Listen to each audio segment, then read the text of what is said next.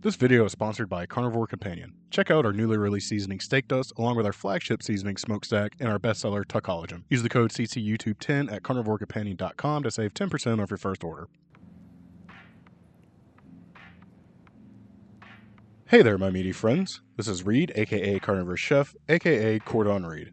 What I wanted to happen was to make stuffed chicken cordon bleu meatballs. What ended up happening was something kind of like you see in the freezer section. Not saying that those are bad, but it's not quite what I was going for. I decided to take a hard right after making these and making a legitimate meatball that you might find in a pasta dish. Here's the chronicles of the journey.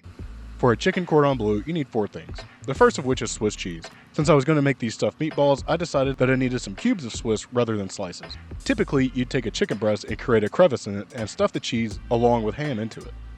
But that's a lot of work I don't want to do right now. Cubular. Next up, dump some Black Forest ham onto your work surface and give it a taste test. The basic idea is to wrap the ham around the cheese and then the ground chicken around this package. Alright, let's lay down some cling film to make this easier to clean up later. I wasn't sure how many of these stuffed meatballs I'd actually get, so I just started by eyeballing some of the ground chicken and rolling it out into a ball first. Then I placed it onto my work surface and flattened it out to about the same size as my ham circumference. Then I placed a cube of cheese atop that and began to close it up. This was a bit tedious, but much easier after making the first one. After making the first one, I realized I prepped way too much cheese and started doubling up on the cheese cubes. Same with the ham. I managed to get 5 of these out of a pound of ground chicken. Now let's bread these little babies. Add about 1 cup of heavy cream into a bowl along with 2 eggs. Give this a whisk until homogeneous. Grab a ball, place it into the cream, roll it around, and let it drip off, and then place it into some ground pork rinds. I spent a lot of time picking up the pork rinds trying to coat them when all I should have been doing was swirling the balls around in the bowl. I'll figure that out in just a few seconds. Get all of these breaded and placed onto a parchment-lined baking sheet. Let's get this into an oven at 375 degrees Fahrenheit for 22 to 25 minutes or until golden brown.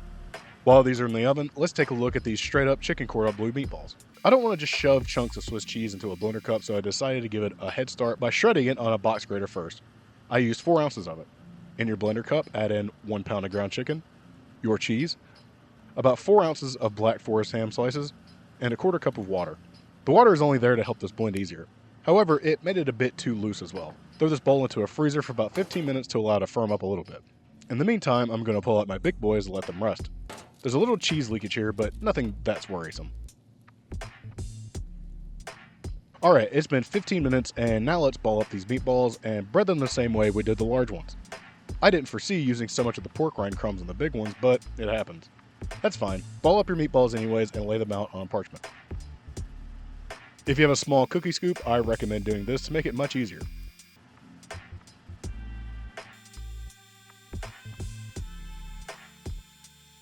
Now that they're portioned out, let's get these into the same oven that's set to 375 degrees Fahrenheit for about 18 to 20 minutes or until they're well browned. Don't look at that one. Nothing to see here. Alright, let's get these plated up and take the first bite, which is for my Patreon community.